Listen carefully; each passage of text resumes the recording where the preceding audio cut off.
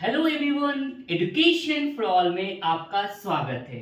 अगर हम लोग बात करते हैं डीएलएड करने की, तो इसमें सबसे इम्पोर्टेंट, अगर आप किसी भी सेशन में आप एडमिशन लेना चाहते हैं, चाहे वो 24 से 26 हो, 25 से 27 हो या 26 से 28 हो, ये आपके लिए बहुत इंपॉर्टेंट डेट है। आपको याद करना होगा कि किसी तरह से आपसे डीएलएड नहीं छूटे।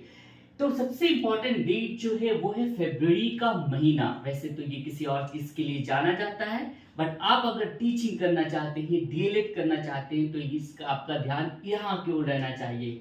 फरवरी में अगर एग्जाम्पल किसी भी ईयर, अगर 24-26 का एग्जाम्पल लिया जाए, 25-27 में अगले साल के लिए आप प्रिपेयर रहे हैं, 26 से 28 जो कि लास्ट रहेगा, क्योंकि 28 तक जो है कि डीएलएड का कोर्स खत्म हो जाएगा, इंटीग्रेटेड कोर्स आएगा। बट फरवरी का महीना बहुत इंपॉर्टेंट है, क्योंकि 2 तारीख से लेकर 15 तारीख के बीच में आपको एप्लीकेशन फॉर्म भरना रहता है, जैसे कि 2024 में हमको देखने को मिला। 25 में भी इसी ही प्रोबेबिलिटी रहेगी, कुछ दिन आगे पीछे भले हो सकता है।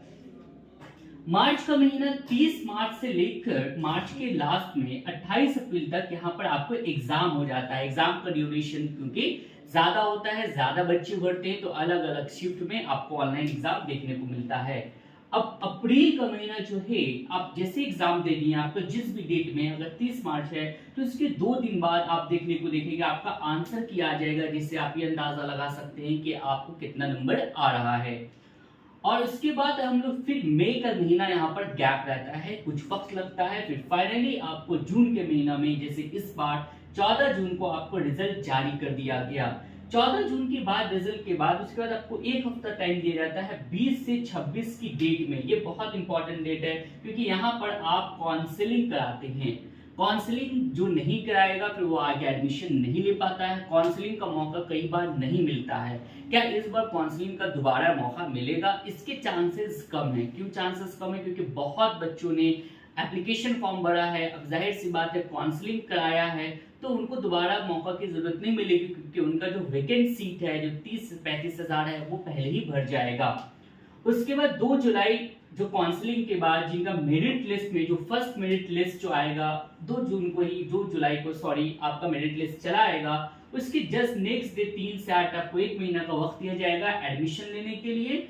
और यहाँ पे जो सबसे इंपॉर्टेंट, जुलाई में कई अलग अलग लिस्ट आएंगे। पहला लिस्ट आपको 2 जुलाई को आएगा, बट महीने के आखिर तक आपको 20 दिन बाद आप समझ सकते हैं 23 जुलाई को ये स्पॉट एडमिशन होगा। यानी अगर किसी भी कॉलेजेस में सीट्स वगैरह बच गए, चाहे वो गवर्नमेंट हो या प्राइवेट हो, अपडेशन होगा और फिर आपको 23 जुलाई को स्पॉट एडमिशन आएगा। तो ये बहुत इंपॉर्टेंट डेट है अगर आप डीएलएड करना चाहते हैं। ये 24 से 26 के लिए था, लेकिन 25 से 27 भी यही होगा और ये कंटिन्यू रहेगा। 26 से 28 लास्ट होगा, क्योंकि इसकी जो कंट्रोलिंग बॉडी होती है वो SCERT है, जो कि आपको पटना में स्थित है। तो SCERT की जो डायरेक्टर वगैरह होते हैं, मेरी उनसे बात हुई थी, पर्सनली वहां विजिट किए थे। तो 2028 तक उन्होंने कहा कि 28 तक लास्ट होगा। अगर आप किसी भी तरह का डाउट हो, किसी भी तरह का कुछ पूछना हो, तो आप मेरे व्हाट्सएप नंबर पर मुझे कांटेक्ट कर सकते हैं। आप लोग नोट कर सकते हैं 9801318298। ये मेरा व्हाट्सएप नंबर है, इस पे कॉल नहीं आप करें, सिर्फ व्हाट्सएप आप कर सकते हैं। और किसी भी तरह का क्वेरी, किसी भी तरह का आपको डाउट हो, तो वो आप उनको इस नंबर पे कांटेक्ट करें। इस तरह से हम अपने वीडियो को एंड करते हैं। Thank you.